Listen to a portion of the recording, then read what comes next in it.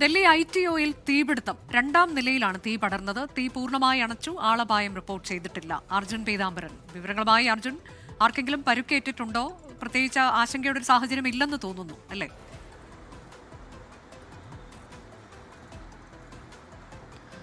അനുജ, ആർക്കും പരിക്കില്ല, ആശങ്കയുള്ളൊരു സാഹചര്യമില്ല എന്നുള്ളതാണ് ഏറ്റവും ആശ്വാസകരമായിട്ടുള്ള കാര്യം. ITOയിൽ പ്രവർത്തിക്കുന്ന school of business and architecture and planning എന്നുള്ള കെട്ടിടത്തിലാണ്. അതും വിദ്യാഭ്യാസ മന്ത്രാലയത്തിന് കീഴിൽ പ്രവർത്തിക്കുന്ന ഒരു കെട്ടിടമാണ്. ആ ഒരു കെട്ടിടത്തിൻ്റെ രണ്ടാം നിലയിലാണ് ഇത്തരത്തിലൊരു തീപിടുത്തം ഉണ്ടായത്. AC പൊട്ടിത്തെറിച്ചതാണെന്നാണ് നിലവിൽ നിഗമനം. പക്ഷേ അതിലൊരു സ്ഥിരീകരണം ഉണ്ടായിട്ടില്ല. രണ്ടാം നിലയിൽ ഈ തീപിടുത്തം ഉണ്ടായത് പിന്നീട് മുകളിലത്തെ മൂന്നാമത്തെയും നാലാമത്തെയും നിലയിലേക്ക് ഈ തീ പടർന്നു കയറുകയായിരുന്നു. രാവിലെ 9:40 ഈ തീപിടുത്തം ഉണ്ടായത്. ആ സമയത്തെല്ലാം തന്നെ ഓഫീസുകൾ സജീവമാകുന്ന, പ്രത്യേകിച്ചും ജീവനക്കാരെല്ലാം തന്നെ ഓഫീസിലേക്ക് വരുന്ന സമയമാണ്. അതുകൊണ്ട് തന്നെ അകത്ത് അധികം ആൾക്കാരുണ്ടായിരുന്നില്ല. മാത്രമല്ല, തീപിടുത്തം ഉണ്ടായതിന് പിന്നാലെ തന്നെ അവിടെ ഉണ്ടായിരുന്ന ആളുകളെയൊക്കെ തന്നെ പെട്ടെന്ന് ഒഴിപ്പിക്കാനും സാധിച്ചു.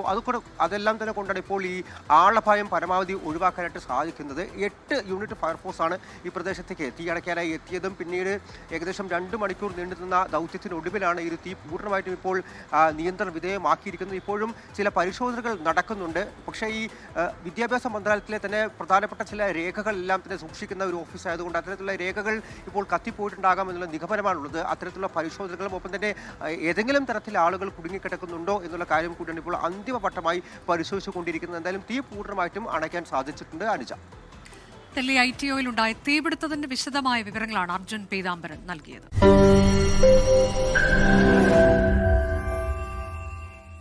ലോകത്തെവിടെയായാലും ഏത് സമയത്തും 24 വാർത്തകളും ഓഗ്മെന്റഡ് റിയാലിറ്റി പാക്കേജുകളും എക്സ്പ്ലെയിനറുകളും വിശദമായി കാണാൻ ഞങ്ങളുടെ YouTube ചാനൽ നിങ്ങൾക്ക് സബ്സ്ക്രൈബ് ചെയ്യാം.